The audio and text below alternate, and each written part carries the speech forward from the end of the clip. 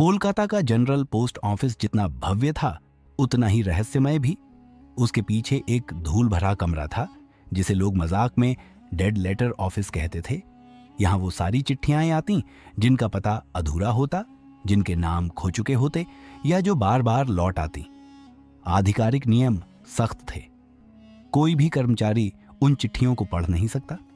बस मशीन से स्कैन करना, एड्रेस मैच न मिले तो उन्हें नष्ट कर देना। अरमान, जो सालों से प्रतिस्पर्धा परीक्षाओं की तैयारी में चूकता जा रहा था और अब अस्थायी नौकरी कर रहा था, उसी कमरे में लगाया गया। दिन गुजरते गए, वह हर रोज हजारों चिट्ठियां छांटता, पर दिल में कहीं टीस रहती कि इतने सारे भाव, इतने सारे शब्द मशीन की ठंडी ध्वनि में गुम हो जाते हैं। एक दोपहर, जब गर्म हवा पंखे से निकलकर भी घुटन नहीं तोड़ पा रही थी, उसके हाथ में एक मोटा लिफाफा आया जिस पर लिखा था, केवल यदि आप मेरे पुत्र को ढूंढें। भीतर एक मां का पत्र था जिसमें लिखा था, राघव, मैं बूढ़ी हो गई हूं, तेरा पता बिखर गया है, अगर ये पहुंचे तो लौट आना। चिट्ठी पर लाल ठप्पा था, पता बदल गया। अरमान ने उस दिन पहली बार नियम तोड़ा। उसने राघव का नाम सोशल मीडिया पर खोजा, फिर पुराने वोटर लिस्ट खंगाले, गलियों में चाय वालों और पान की दुकानों से पूछताछ की, और 2 हफ्तों की मेहनत के बाद वह एक फटे पुराने कमरे में पहुंचा जहां एक थका हुआ आदमी मिला।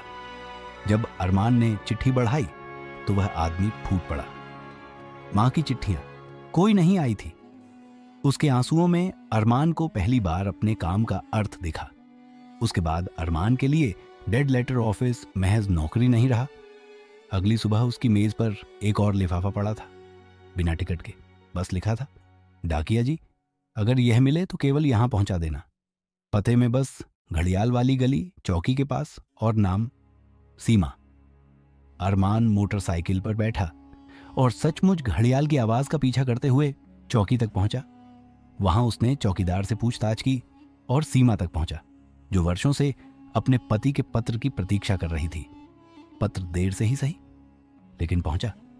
उसमें पैसे नहीं थे। उम्मीद थी, मैं लौटूंगा। सीमा की आंखों की चमक ने अरमान का विश्वास और मजबूत कर दिया। धीरे धीरे वह शहर का रात का डाकिया बन गया।